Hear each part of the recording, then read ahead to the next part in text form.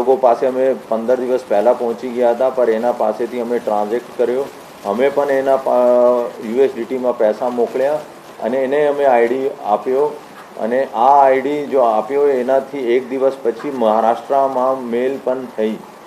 તો એમાં ફિર અમે લોગિન કરીને જોયો કે કેવી રીતે પેટર્ન છે, કોણ અંદર શું મૂકે છે, કોણ એનો આદેશ આપે છે કે આ આઈડી ઈમેલ આઈડી ઉપર મેલ કરી દો. આ બધું વિગતો અમારી પાસે આવી ગઈ છે અને અહીંયા સુધી પહોંચવામાં પણ બહુ મુશ્કેલી હતી, ક્યોંકિ આ લોકો પણ વીપીએન અને પ્રોક્સી આઈપી યુઝ કરતા હતા અને બધી ટ્રાન્ઝેક્શન્સ પણ આ લોકો યુએસડીટીમાં કરતા હતા.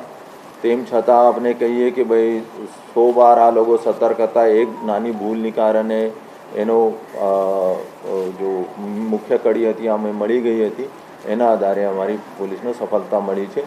હું કહી શકું કે બધા રાજ્યની પોલીસ અને બીજા એજન્સીસ પણ એના કામ કરતી હતી, પર અમારે સાયબર